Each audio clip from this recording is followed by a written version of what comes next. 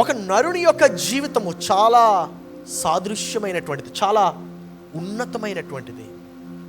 నరుని యొక్క జీవితము ఎంతో అమూల్యమైనటువంటిది. ఎందుకు నరుని యొక్క జీవితము ఇంత అమూల్యంగా దేవుడు చేశాడంటే, భూమిపైన అధికారము దేవుడు నరుడికి మాత్రమే ఇచ్చాడు. ఎవరికి ఇచ్చాడండి? నరుడికి మాత్రమే. యేసయ్య నరుడు కాబట్టి భూమిపైన ఆయన ప్రార్థనకు అర్హుడు. జాగ్రత్త గమనించండి అన్నమాట. యేసయ్య నరుడు కాబట్టి భూమిపైన ఆయన ప్రార్థనకి అర్హుడు. యోహాను సువార్త 5వ అధ్యాయం 27వ వచనం చూస్తే, మరియు ఆయన మనుష్య కుమారుడు గనుక, ఆయన మనుష్య కుమారుడు గనుక తీర్పు తీర్చుటకు తండ్రి ఆయనకు అధికారమును అనుగ్రహించెను. ఆయన ఎవరండి? దేవుని కుమారుడు, అట్ ద సేమ్ టైం మనిషి కుమారుడు. ఏంటండి దేవుని కుమారుడు మనిషి కుమారుడు ఎలా అవుతాడండి? అయితే మనిషి కుమారుడు అవ్వాలి, లేకపోతే దేవుని కుమారుడు అవ్వాలి కదా అంటే, అదే అక్కడే ఉంది అసలైనటువంటి రహస్యం. మనందరం కూడా ఆత్మై ఉన్నాము. ఏమై ఉన్నాము? ఆత్మై ఉన్నాము. కానీ భూమి పైన ఆత్మ పని చెయ్యొద్దు. మరి ఏం పని చేస్తుంది? శరీరము. అందుకే దేవుడు ఆత్మను శరీరంలో బంధించాడు. ఎందుకో తెలుసా? దేవుడు నరుడికి మాత్రమే భూమిపైన అధికారాన్ని ఇచ్చాడు గనుక. ఒకసారి ఆలోచించండి. నీ యొక్క శరీరం లేకపోతే ఎక్కడికైనా కదలగలవా? నీ యొక్క శరీరం లేకపోతే ఏమైనా చేయగలవా? నీ యొక్క శరీరం లేకపోతే ఏమైనా కార్యాలు క్రియలు చెయ్యగలవా? చేయలేవు. అందుకే యేసయ్యకు చాలామంది ఏమనుకుంటారు, యేసయ్య ఒకే పేరు అనుకుంటారు. కాదండి, యేసు క్రీస్తు అనేటువంటి పేరును మనం చూస్తాం. ఏంట పేరు? క్రీస్తు అనగా అభిషక్తుడు. ఏంటి క్రీస్తు అనగా? అంటే దాని అర్థము అభిషేకింపబడినటువంటి వాడు. క్రీస్తు అనగా అభిషేకింపబడినటువంటి వాడు. కానీ ఆ యొక్క క్రీస్తుకు అర్హత భూమిపైన ఇచ్చింది యేసు అనేటువంటి నామము.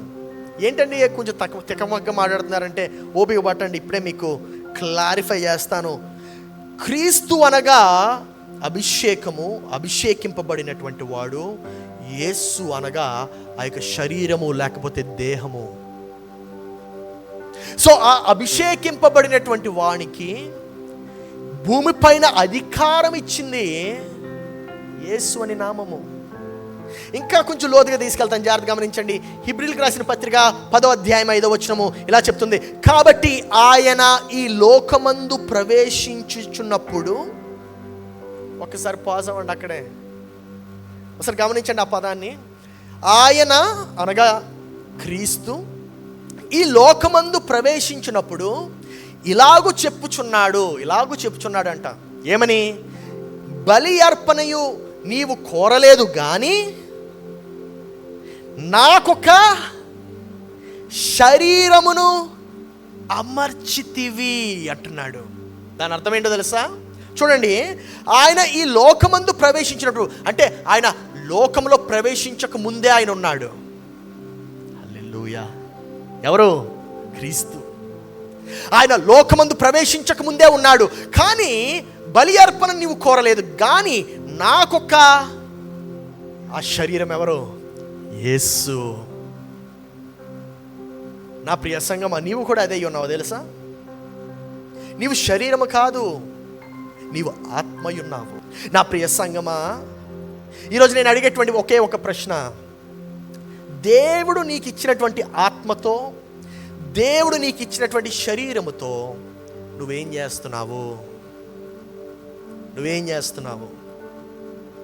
దేవుడు నీకు ఇచ్చినటువంటి ఆ యొక్క శరీరముతో, దేవుడు నీకు ఇచ్చినటువంటి ఆత్మతో నువ్వేం చేస్తున్నావు? చాలామంది అనుకుంటా ఉంటారు, అయ్యో బాబోయ్ నాకు అన్ని విషయాల్లో భయం అండి. ఏ విషయాలు భయం? దయ్యాలంటే భయం. దయ్యాలంటే ఎందుకు భయం నీకు? దయ్యం నిన్ను చూసి భయపడాలి. ఎందుకో తెలుసా? నీకు అధికారం ఉంది. ఆమేన్. ఆత్మకు అధికారం లేదు, నీకు అధికారం. అందుకే కదా పరిశుద్ధాత్మ దేవుడు నీలోనికి వస్తేనే నీలో కార్యాలు జరుగుతాయి. ఆమేన్. పాత నిబంధన గ్రంథంలో చూస్తే పరిశుద్ధాత్మ దేవుడు వచ్చేవాడు, వెళ్ళిపోయేవాడు. ఆయన నివసించేవాడు కాదు. ఎందుకంటే పరిశుద్ధ స్థలం కాదు ఇది అప్పుడు. కానీ ఎప్పుడైతే నువ్వు క్రీస్తును అంగీకరిస్తావో క్రీస్తు రక్తము నిన్ను కడిగి వేస్తుంది. హల్లెలూయా. అప్పుడు నీవు ఒక పరిశుద్ధ నివాసముగా మార్చివేయబడతావు. ఆ పరిశుద్ధ నివాసములో పరిశుద్ధాత్మ దేవుడు నివసించాలి.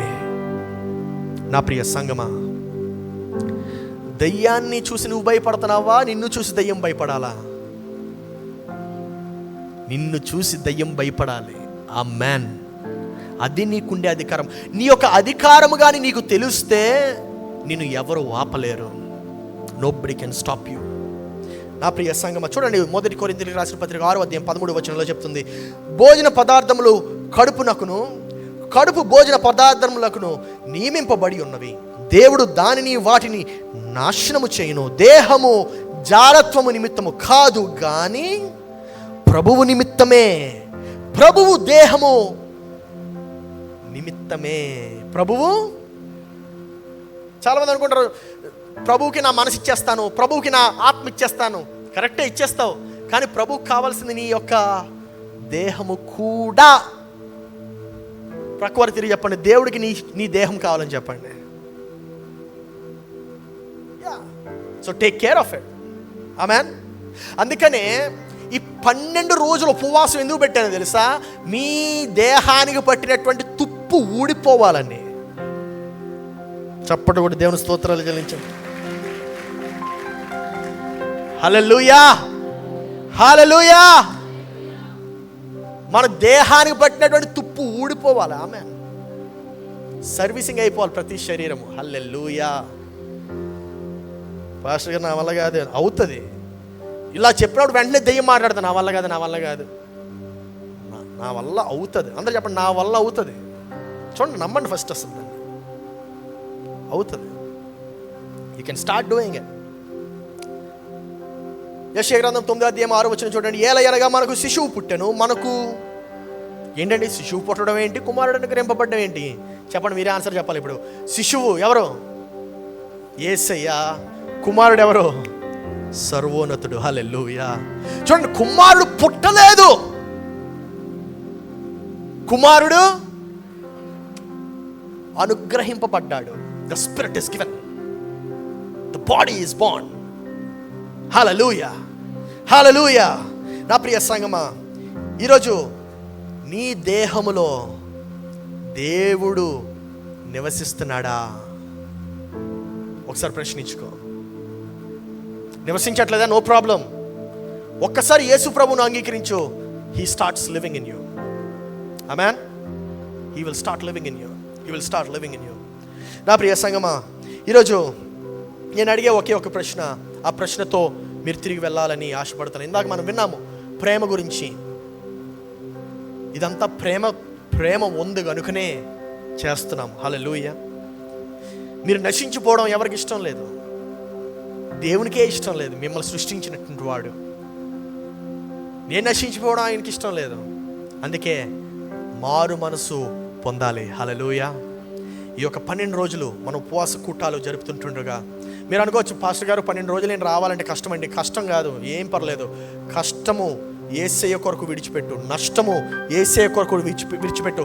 నీకు విషయం చెప్తాను. దిస్ మార్నింగ్ నేను అనుకున్నాను, నేను గత రాత్రి 10 గంటలకు పడుకున్నాను, 1:30కి లేచాను ఎర్లీ మార్నింగ్. అప్పుడు నేను నిద్రపట్టలేదు. I was reading the word, reading word, praying. నేను అనుకున్నబ్బా నేనే పెద్ద రాక్ స్టార్ అని చెప్పి అనుకున్నాను. కానీ ఇక్కడికి వచ్చిన తర్వాత మార్నింగ్ వాలంటీర్స్ మీట్లో ఒక కుర్రోడు ఉంటాడు మన దగ్గర, వాలంటీర్. ఇంతే ఉంటాడు ఆయన పేరు తరుణ్ చౌదరి. ఇంతే ఉంటాడు ఆయన. నిన్న ఈవినింగ్ ఆఫీస్కి వెళ్ళక ముందు వరకు ఇక్కడే ఉన్నాడు, చర్చిలోనే. ఆయన నైట్ షిఫ్ట్, 10 గంటలకు వెళ్తాడు, 6 గంటలకు అవుతుంది ఉదయం. 6 గంటల 10 నిమిషాలకి ఇక్కడ ఉన్నాడు చర్చిలో.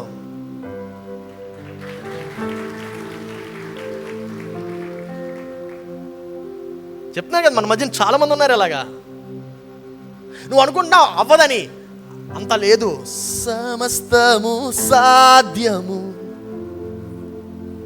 నీ అందేనా విశ్వాసము. హల్లెలూయా. స్థితిగతులన్నిటినీ మార్చువాడు. నా ప్రియ సంగమా, ఈరోజు దేవుడిచ్చినటువంటి అధికారాన్ని నీవు గ్రహించాలి. దేవుడిచ్చినటువంటి ఆ యొక్క శక్తివంతమైనటువంటి బలమైనటువంటి ఆ యొక్క స్తంభముగా ఉన్నాడు ఆయన. దాన్ని నువ్వు గ్రహించాలి, దాన్ని నువ్వు రిసీవ్ చేసుకోవాలి, దాన్ని నువ్వు ప్రకటించాలి, దాన్ని నువ్వు ప్రచురించడం మాత్రమే కాదు, దాన్ని నువ్వు జీవించాలి. దాని అర్థం ఏంటంటే నీవు దేవునిలో ఇంకా లీనమవ్వాలి. ఒకసారి ఆలోచించండి, సంవత్సరం అంతట్లో 365 రోజుల్లో 12 రోజులు తీసేస్తే ఎంత? 365 - 12, 355 - 2, 352. 355 రోజులు ఇంకా ఉన్నాయి. ఆ 355 రోజులు ప్రభావితంగా ఉండాలంటే 12 రోజులు కేటాయించు. దేవుడు మార్చబోతున్నాడు. హల్లెలూయా. Concentrate on these 12 days. God is going to change your life. God is going to change your pattern of thinking. God is going to change the way you talk. God is going to change the way you walk. God is going to change every నీ ప్రతి ఆలోచనని దేవుడు మార్చివేస్తాడు. హల్లెలూయా. Let's all stand on our feet, pray and go back home. ఒక గొప్ప బాధాకరమైనటువంటి విషయం ఏంటంటే ఈ లోకంలో అందరికన్నా బద్ధకస్తులు ఎవరు ఉన్నారంటే క్రైస్తవులే. అండ్ దానిలో నేను కూడా ఒకడిని. ఇంకా బద్ధకం ఉందనిపిస్తుంది నాకు. I want to remove that. మీలో ఉన్న బద్ధకం పోవాలి. మీలో ఉన్నటువంటి ఆ యొక్క వెనకబడేటువంటి తత్వము, వెనకబడే తత్వం తెలుసా మనకి? ఏమైనా చేయనా, నా వల్ల కాదులేండి, నేను కాదు, నేను.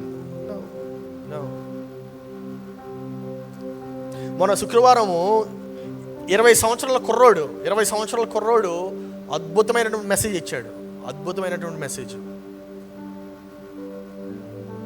It's a great message. It's a life changing message. Is using his body for the works of God. తన యొక్క శరీరాన్ని, తన యొక్క దేహాన్ని దేవుని యొక్క క్రియలకు వాడుతున్నాడు. What are you doing with your body? యేసుక్రీస్తుకి ఇవ్వబడినటువంటి అధికారమే నీకు కూడా ఇవ్వబడింది. Remember that. Very powerful. చాలా శక్తివంతమైనటువంటిది. It's not normal authority, it's the same authority. అదే అధికారం నీకు కూడా ఇవ్వబడింది. Let's change that. మనలో ఉండేటువంటి బద్ధకం పోవాలి, మనలో ఉండేటువంటి ఆ యొక్క దురాలోచనలు పోవాలి. శుద్ధీకరించుకుందాం, పరిశుద్ధపరచుకుందాం. హల్లెలూయా. మన దేహాన్ని పరిశుద్ధపరచుకుందాం, ఆలోచనలు పరిశుద్ధపరచుకుందాం, మన యొక్క తత్వాన్ని పరిశుద్ధపరచుకుందాం, మన యొక్క మార్గాన్ని పరిశుద్ధపరచుకుందాం, మన యొక్క ఆలోచన మార్గాన్ని పరిశుద్ధపరచుకుందాం. Let's all change so God can start working in you. Hallelujah. దేవుడు నీలో పనిచేసేలాగా మనందరం కూడా మారు మనసు పొందుతాం. I think it's time for the church to repent again. మారు మనసు పొందాలి. సంఘం అంతా కూడా మారు మనసు పొందాలి. మనం ఎక్కడో జారత్వానికి దూరిపోయి కూరుకుపోయి వెళ్ళిపోయాం, లోపలికి జారిపోయాం.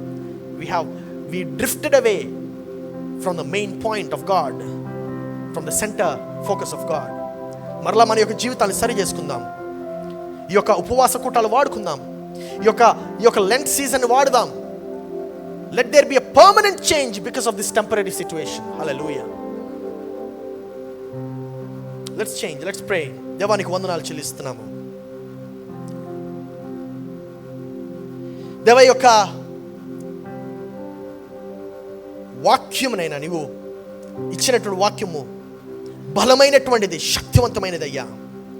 మా జీవితాల్లో నిజమైనటువంటి మార్పును, వ్యత్యాసమును తీసుకొచ్చేటువంటి వాక్యము, మా యొక్క పనులను మార్చేటువంటి వాక్యము, మా యొక్క వెనకబడేటువంటి తత్వమును మార్చేటువంటి శక్తిగల వాక్యమయ్యా. దేవా యొక్క వాక్యమునైనా నీవు మాకు దయచేసినందుకు వందనాలు.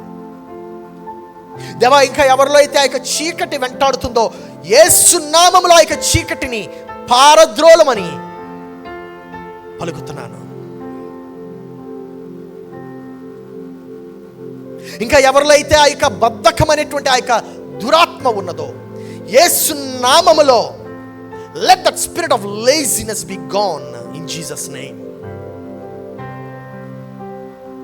ఎవరి జీవితాలు అయితే మారాలని చెప్పి కోరుతున్నారో కానీ మార్చుకోలేకపోతున్నారో, నిజమైనటువంటి మార్పు ఈ రోజు నుండి వారి యొక్క జీవితంలో ప్రారంభమవును గాక.